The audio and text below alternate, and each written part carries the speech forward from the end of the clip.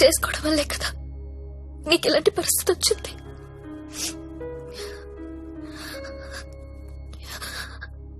నాలాంటి దాన్ని ఎందుకు చేసుకున్నావు సత్య? నేనెప్పుడు నిన్ను అడగలేదు, ఇవాళ అడుగుతున్నాను. మరి నాలాంటి దాన్ని ఎందుకు చేసుకున్నావు చెప్పు సత్య.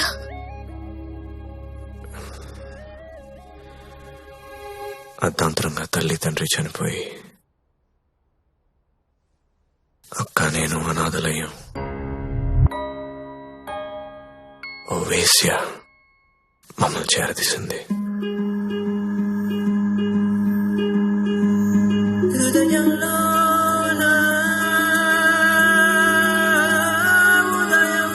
తీసుకో.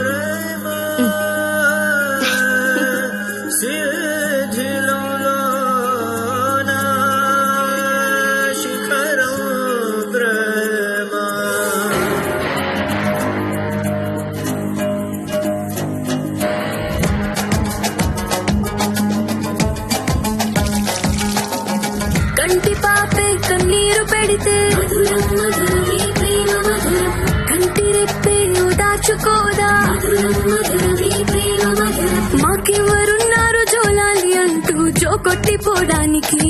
ఓ ఏ తల్లి కన్నాదో మా తల్లి వయ్యావు నూరేళ్ల సాయానికి.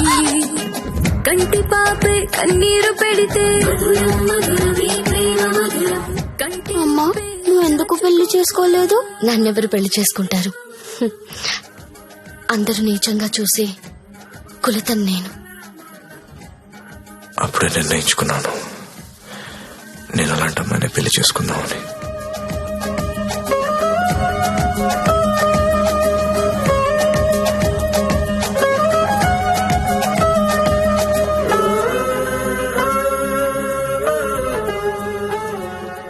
ఒకరోజు ఆమె తిరిగి రాలేదు. తర్వాత తెలిసింది అమ్మ యాక్సిడెంట్ లో చనిపోయిందని. ఈ సిటీలో నాలాంటి వాళ్ళు చాలా మంది ఉన్నారు. మరి నన్ను ఎందుకు చేసుకున్నావు? నిన్ను మొదటిసారి మార్కెట్లో చూశాను, చూడగానే నచ్చేసావు.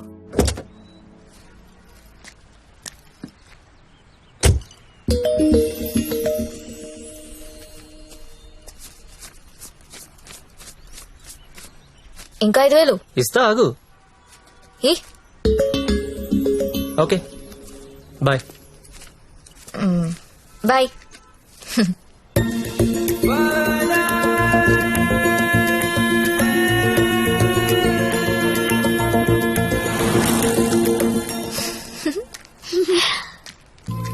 ఇచ్చిందా? ఏమన్నా తిన్నారా? ఇదిగో ఇవి తీసుకోండి. థ్యాంక్స్ అక్క.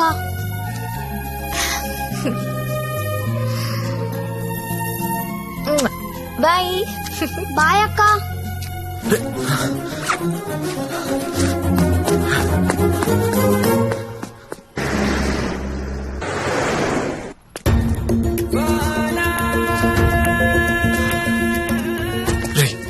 ఇందాక మీ డబ్బులు ఇచ్చిన అమ్మాయి ఎవరు?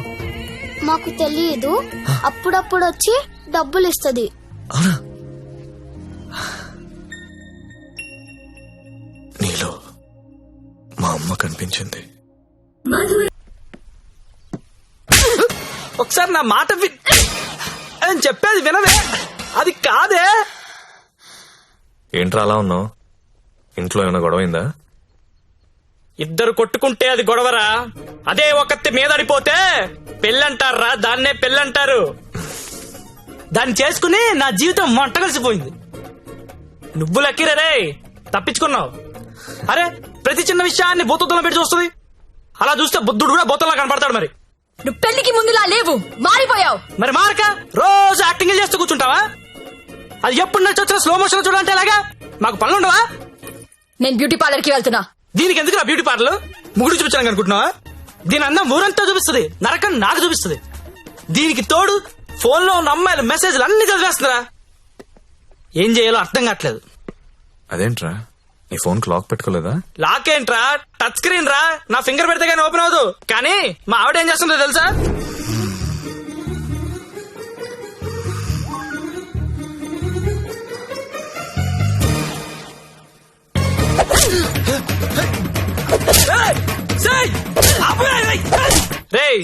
టైం బాంబ్ అయినా టైం అయ్యాక పేలుతుందిరా, కానీ ఈ పిల్లలు ఎప్పుడు పేల్తారో తెలియదు. ఎప్పుడో పాత క్రెడిట్ కార్డు బిల్ అండి లాగి గంగాబాయ్ కంపెనీ అంటే ఏంటని అడుగుతుందిరా. ఏం చెప్పను రా, ఏం చెప్పను? ఆడపిల్లలు చదువుకున్నా పర్లేదు గాని పిల్లలు మాత్రం చదువుకోకూడదు. ఈ జీవితంలో నువ్వు నన్ను అర్థం చేసుకోలేవు. వీళ్ళకి నెలలా చంసు, రోజుకో రకంగా ఉంటారు. 100 మూడు షిఫ్ట్లు ఇక్కడే గొడవలైపోతుంటాయి. అరే ఒక మూడు అర్థం చేసుకునే లోపు ఇంకో మూడులోకి వెళ్ళిపోతుంటే ఎవడర్థం చేసుకుంటాడు వెళ్ళి? ఎవడర్థం చేసుకుంటాడు? మీరు ఆడదాన్ని అర్థం చేసుకోవాల్సిన అవసరం లేదు. రెస్పెక్ట్ ఇస్తే చాలు. ఎందుకంటే ఆడది మీకు ఎప్పుడు అర్థం కాదు.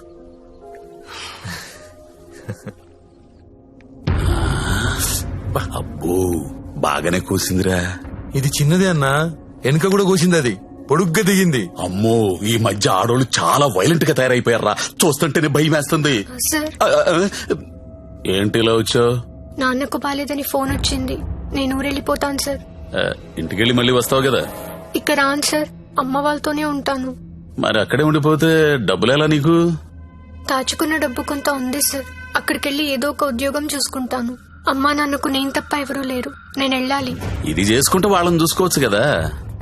నేను చేస్తున్న పని ఏ రోజు బయటికి వచ్చినా అమ్మా నాన్న తట్టుకోలేడు సార్. పరువు పోతుంది. ప్లీజ్ సార్, నన్ను వదిలేయండి. నువ్వు ఇలా అడుగుతుంటే నాకు బాధగానే ఉంది. ఓ పని చేద్దాం, ఒక ఇంపార్టెంట్ కస్టమర్ ఉన్నాడు, అక్కడికెళ్ళు. అదే లాస్ట్గా రేపు హ్యాపీగా ఇంటికి వెళ్ళిపోదు గాని, ఓకేనా? Thank you sir. Best of luck.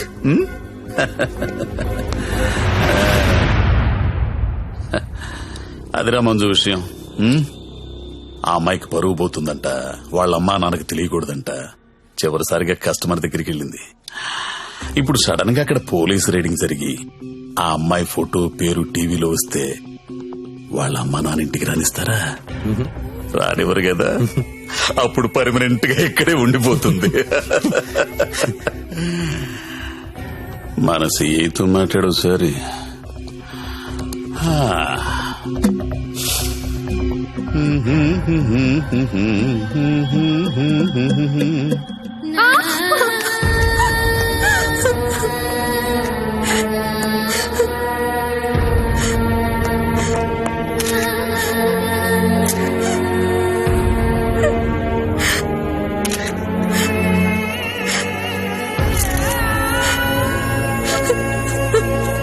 నిన్న రాత్రి స్టార్ హోటల్ పై జరిగిన పోలీస్ రైడ్ లో నందిని అనే 22 ఏళ్ల యువతి వ్యభిచారం చేస్తూ పట్టుబడింది. వివరాల్లోకి వెళ్తే తనది వరంగల్ దగ్గరలోని జన్పాక్ అని తెలిసింది. బీటెక్ చదువుకుని కూడా అడ్డదారిలో డబ్బు ఎక్కువగా సంపాదించవచ్చనే ఆశతో ఈ వృత్తిని ఎంచుకున్నట్లు మా విలేకరులు చెబుతున్నారు. ఈ ఘటనలో పట్టుబడిన నందినియే కాదు, తన ఫ్రెండ్ సత్య. చాలా వరకు అమ్మాయిలు జల్సాలకు అలవాటు పడి వాళ్ళు తప్పు చేస్తున్నారు. It's not only about Nandini Satya. వాళ్ళు చాలా తప్పు చేస్తున్నారు. ఏదో ఒకటి చేయాలి సత్య. నీ వెళ్ళా వెళ్ళలక్ష్మి, ఎంత దూరమైనా వెళ్ళు. నువ్వేమనుకుంటా చెయ్యి, వదలదాన్ని.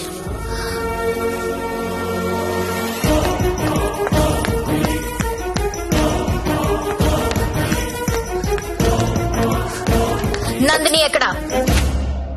నువ్వెవరో? నందిని ఫ్రెండ్ ని. నీది కూడా అదే పనా? అవును, నాది అదే పని. నిన్ను కూడా లోపలయ్యాలా? వేయండనా. తప్పు చేసినప్పుడు అందరినీ లోపలేయండి. పోలీస్ రైడ్ లో దొరికినప్పుడల్లా అమ్మాయి పేరు, ఊరు, వయసుతో పాటు అన్ని టీవీలో వేస్తారు. కానీ ఆ మగాడి పేరు మాత్రం బయటికి రాదు. ఎవడు సార్ ఆ ప్రముఖ పారిశ్రామికవేత్త? అని టీవీలో చూపించరు. మీరు ఆడదాని పరువు తీస్తారు, మగాడి పరువు దాస్తారు. నందిని ఎవరితో దొరికిందో వాడిని ఎందుకు అరెస్ట్ చేయలేదు? రేడ్ చేసినప్పుడు వాడు అక్కడ లేడు. ఆడక్కడ లేనప్పుడు అక్కడ వ్యభిచారం ఎలా జరుగుద్ది? హోటల్లో అమ్మాయి ఒక్కతే ఉంటే అది వ్యభిచారి ఎలా అవుతుంది? ఏమరుస్తున్నావు? క్యా బకరీ రే తూ? కత్రా కత్రా ఖా జాऊंगा. నందిని ఎక్కడా? నందిని ఎక్కడా? సార్, అమ్మాయి సూసైడ్ చేసుకొని చచ్చిపోయింది సార్.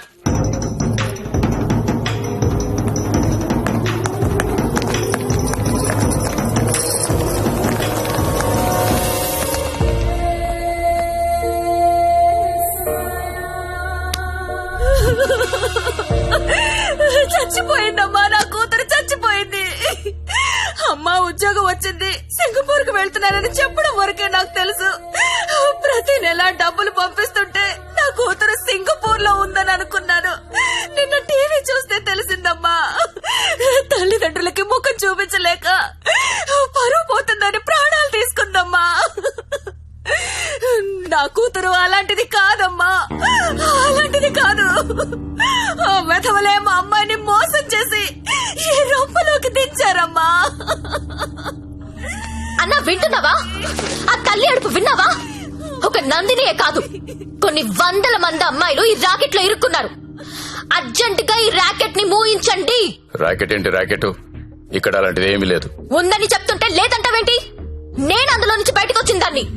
వాడి పేరు నారాయణ్ పట్వారి. అమ్మాయిని కిడ్నాప్ చేసి బెదిరించి బ్లాక్ మెయిల్ చేసి రాకెట్ నడుపుతున్నాడు. ఆడిని మనస్ఫూర్తి కూడా తిట్టలేకపోతున్నారు, ఎందుకంటే ఇంకో ఆడదాన్ని తిట్టాల్సి వస్తుందని. ఆ నా కొడుకుని లోపలేస్తావా లేదా? ఏయ్, అలాంటి రాకెట్ లేదని చెప్తున్నాను కదా, అర్థం కావటం లేదా? ఎంతిస్తున్నాడు? నెల నెలానికి ఎంతిస్తున్నాడు? ఏయ్, అది ఒళ్ళు కొవ్వెక్కి డబ్బు కోసం పడుకునే వేశ్య. నువ్వు కూడా అదే బాపతి కదా, అందుకేనేమో దానికి సపోర్టు. అవునన్నా, డబ్బు తీసుకున్న మేము వేసిలవైతే అదే డబ్బు తీసుకున్న నిన్నేమనాలి?